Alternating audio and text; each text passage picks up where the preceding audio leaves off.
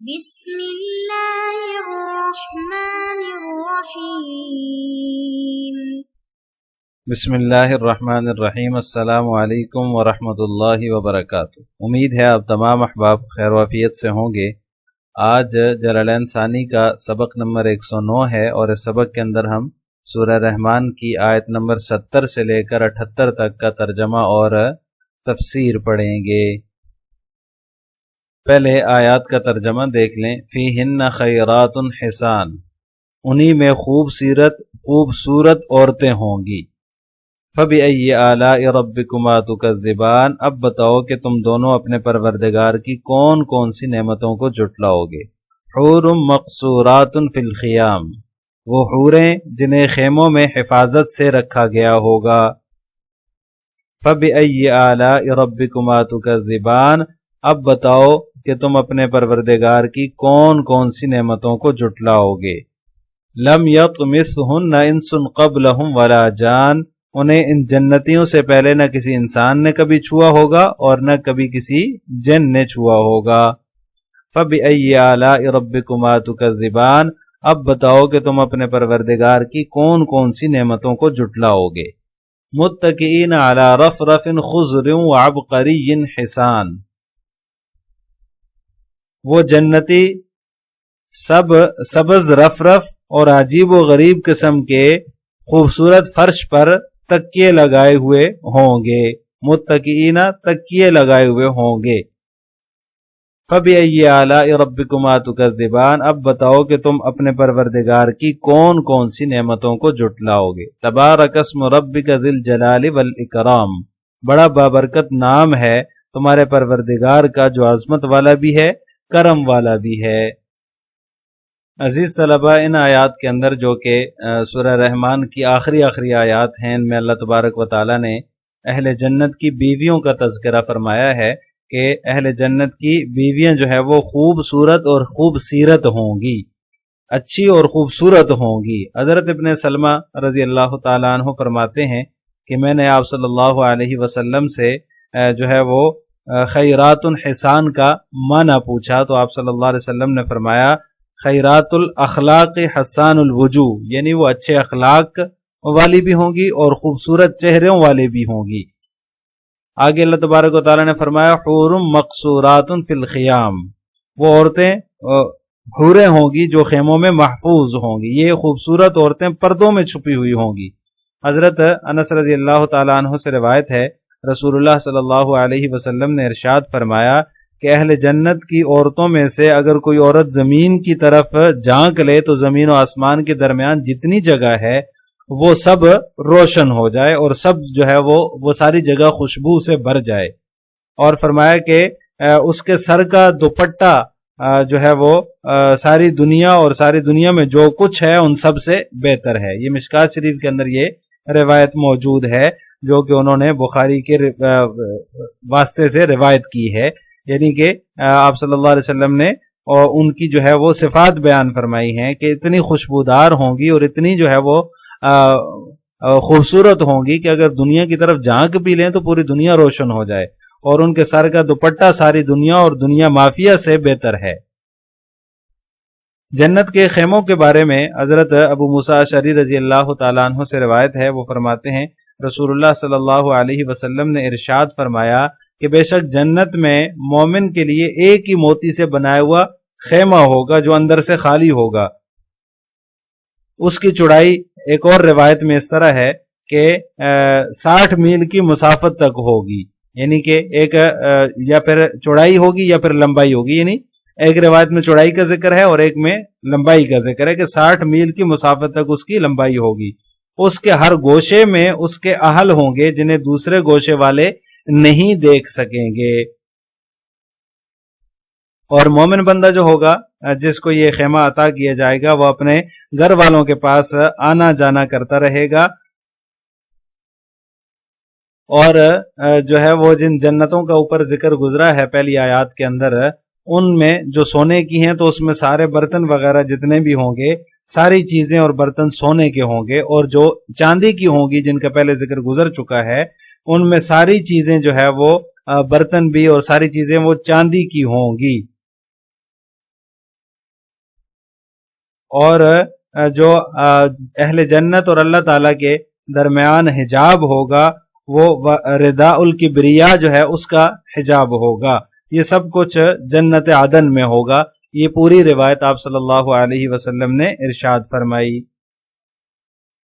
اس کے بعد فرمایا اب بتاؤ کہ تم دونوں اپنے پروردگار کی کون کون سی نعمتوں کو جھٹلاؤ گے. لم یطمثہن انس قبلہم ولا جان، ان سے پہلے کسی انسان یا جن نے جو ہے وہ ان حوروں کو استعمال نہیں کیا ہوگا، ان کو چھوا نہیں ہوگا. متکئین علی رفرف خضر وعبقری حسان.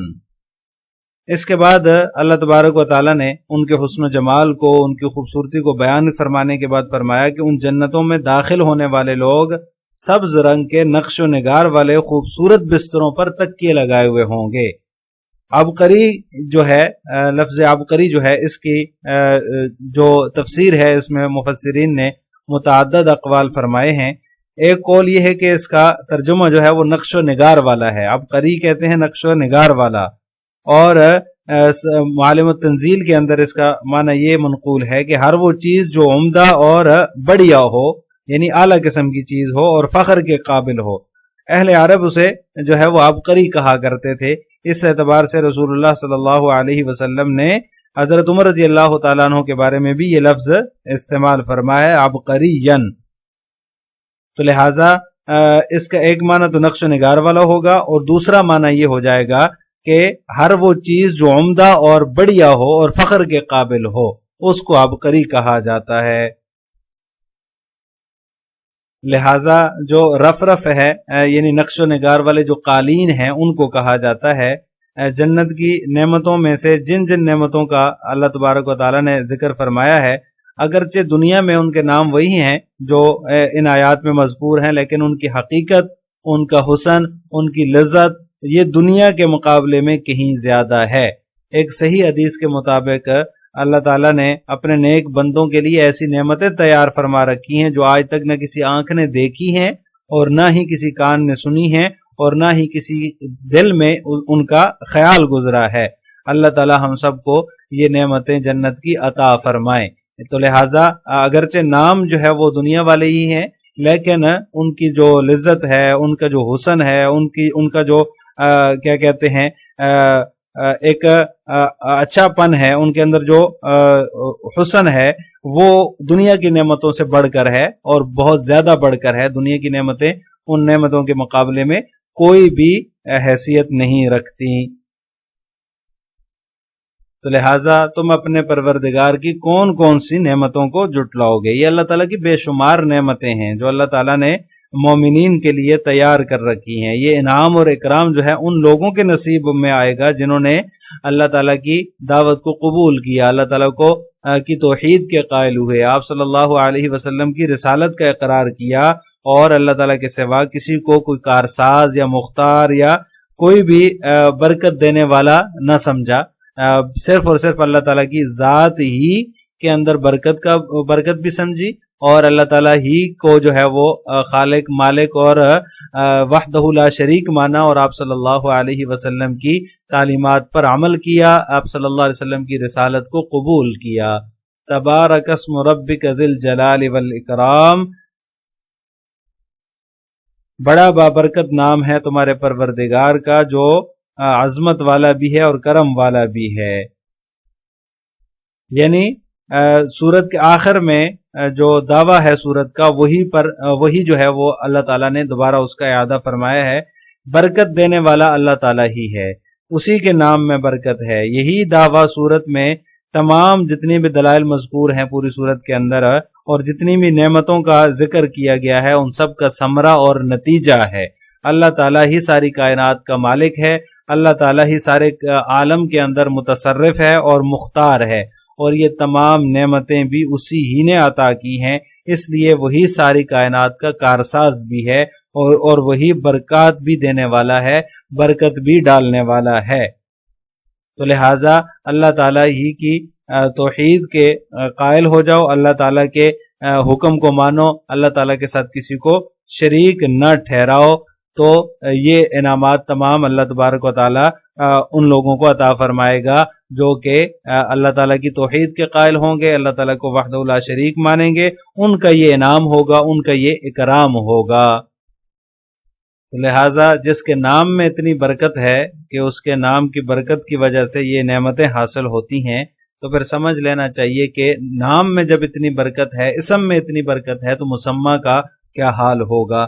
ہم اللہ تعالیٰ سے دعا گو ہیں، اللہ تعالیٰ ہمیں بھی جو ہے وہ ان نعمتوں سے سرفراز فرمائے، اور اللہ تعالیٰ ہمیں دنیا اور آخرت کے اندر جنت کی تیاری، دنیا کے اندر جنت کی تیاری کی توفیق عطا فرمائے، اور آخرت کی سختیوں سے بچا کر ہمیں ان نعمتوں سے سرفراز فرمائے، آمین۔ اب ان آیات کی تفسیر جلالین ملاحظہ ہو، فیہن ای الجنتین، ہن کی ضمیر ان جنتین کی طرف لوٹتی ہے، وقصورہما، اور ان جنتوں کے جو محلات ہوں گے، ان کے جو مکانات ہوں گے، ان مکانوں میں، ان جنتوں میں جو ہے وہ خوبصورت اور خوب سیرت بیویاں ہوں گی۔ خیرات اخلاقا، خیرات کا معنی ہے ان کے اخلاق اچھے ہوں گے، حسان، اور وہ خوبصورت ہوں گی، وجوہن یعنی ان کے چہرے بھی اچھے ہوں گے، خوبصورت بھی ہوں گی، خوب سیرت بھی ہوں گی۔ فَبِأَيِّ آلَاءِ رَبِّكُمَا تُكَذِّبَانِ، اب بتاؤ کہ تم اپنے پروردگار کی کون کون سی نعمتوں کو جھٹلاؤ گے۔ حور مقصورات فی الخیام، حور شدیدات سواد العیون و بیاضها، سواد العیون و بیاضها، یعنی کہ وہ حوریں ایسی ہوں گی گوری رنگت والی، اور ان کی آنکھیں سیاہی نہایت سیاہ اور سفیدی نہایت سفید ہوگی۔ شدیدات سواد العیون و بیاضها، ان کی جو آنکھوں کی سیاہی ہے وہ نہایت سیاہ ہوگی، اور جو سفیدی ہے وہ نہایت ہی جو ہے وہ سفید ہوگی۔ مقصورات مستورات، وہ جو ہے وہ مستور ہوں گی خیموں میں، فی الخیام خیموں میں۔ من در مجوف مضافۃ الی القصور شبیہۃ بالخدور، وہ خیمے در مجوف کے ہوں گے، مضافۃ الی القصور شبیہۃ بالخدور، وہ خیمے محلوں پر اضافہ شدہ اوڑھنی کے مشابہ ہوں گے، شبیہۃ بالخدور، اوڑھنی کے مشابہ ہوں گے، یعنی وہ در مجوف کے ہوں گے، یعنی اتنا بڑا موتی ہوگا کہ جس کے اندر سے خالی کر کے خیمہ بنایا جائے گا۔ اور مضافتاً الی القصور کا یہ مطلب ہے کہ وہ خیمے محل کے اندر ہوں گے اور بمنزلہ اوڑھنی کے ہوں گے، جیسے گھر کے اندر عورتیں ہوتی ہیں اور ان کے سروں پر اوڑھنی بھی ہوتی ہے۔ فَبِأَيِّ آلَاءِ رَبِّكُمَا تُكَذِّبَانِ، اب بتاؤ کہ تم اپنے پروردگار کی کون کون سی نعمتوں کو جھٹلاؤ گے۔ لَمْ يَطْمِثْهُنَّ إِنسٌ قَبْلَهُمْ وَلَا جَانٌ قَبْلَ أَزْوَاجِهِنَّ، یعنی ان کو قبلہم سے مراد یہ ہے کہ ان کو اس سے پہلے جو ہے وہ ان کے شوہروں سے پہلے ان پر نہ کسی انسان نے کوئی تصرف کیا، نہ کسی جن نے کوئی تصرف کیا ہے۔ فَبِأَيِّ آلَاءِ رَبِّكُمَا تُكَذِّبَانِ، اب بتاؤ کہ تم اپنے پروردگار کی کون کون سی نعمتوں کو جھٹلاؤ گے۔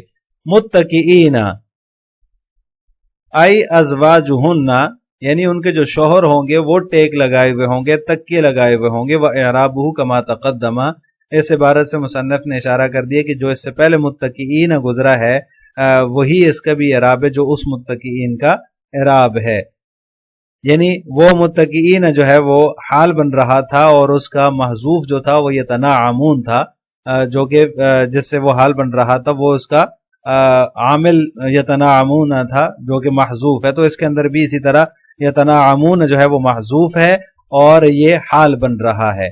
علی رفرف خضر جمع رفرفۃ، ای بسط او وسائد، یہ جو رفرف ہے یہ اس کی جمع یہ رفرفت ان کی جمع ہے، یعنی کہ سبز تکیوں کو کہا جاتا ہے جن پر وہ جو ہے وہ عمدہ اور سبز گدوں پر مسندوں پر وہ ٹیک لگائے ہوئے ہوں گے۔ وعبقری حسان جمع عبقریت، عبقرین جو ہے یہ عبقریتن کی جمع ہے۔ عبقری ای تنافسہ، یہ عبقری جو ہے یہ عبقر کی طرف منسوب ہے، اور عرب کا یہ خیال تھا کہ عبقر جنوں کی ایک بستی ہے، ہر عجیب و غریب چیز کو اس کی طرف وہ منسوب کرتے تھے، اور قاموس کے اندر یہ ہے کہ عبقر اس مقام کا نام ہے جہاں پر جنات بکثرت جو ہے وہ پائے جاتے تھے، بکثرت وہاں پر جنات ہوتے تھے۔ عبقری اس کو کہا جاتا ہے اس چیز کو جو ہر طرح سے کامل ہو۔ فَبِأَيِّ آلَاءِ رَبِّكُمَا تُكَذِّبَانِ، اب بتاؤ کہ تم اپنے پروردگار کی کون کون سی نعمتوں کو جھٹلاؤ گے۔ تبارک اسم ربک ذی الجلال والاکرام تقدم ولفظ اسم زائد، مصنف فرماتے ہیں کہ تیرے پروردگار کا نام جو ہے وہ بڑا برکت والا ہے اور عزت اور جلال والا ہے۔ تقدم اس کی بحث پہلے ہو چکی اور لفظ اسم جو ہے تبارک اسم ربک میں لفظ اسم جو ہے یہ زائد ہے۔ یہ جو عبارت ہے مصنف نے یہ جو ذکر کی ہے وہ لفظ اسم زائد، اس سے اس کی طرف اشارہ کیا ہے۔ پہلے بھی اس کے قریب ایک آیت گزر چکی ہے جس کے اندر اس کی تفصیل بیان ہوئی کہ لفظ اسم جو ہوتا ہے یہ صفت کے معنی میں بھی ہو سکتا ہے جو موصوف کی علامت ہوتا ہے، اور جن حضرات کا یہ خیال ہے کہ تنزیہ دراصل ذات کی ہوتی ہے وہ لفظ اسم کو زائد کہتے ہیں، تو مصنف نے بھی اسم کو زائد ہی مانا ہے اور اسی طرف اشارہ کیا ہے، لیکن زیادہ بہتر صورت یہی ہے کہ اس کو زائد نہ مانا جائے اور زائد نہ کہا جائے، کیونکہ اسماء اور صفات الہیہ کی تنزیہ بھی حقیقتاً ہی مقصود ہے، لہذا جب مسمى پاک ہے تو اسم بھی پاک ہے، لہذا یہ دونوں تفسیریں اس کی جاتی ہیں، ایک صورت میں اس کو زائد مانا جاتا ہے اور ایک صورت میں اس کو صفت کے معنی میں مانا جاتا ہے۔ السلام علیکم ورحمۃ اللہ وبرکاتہ۔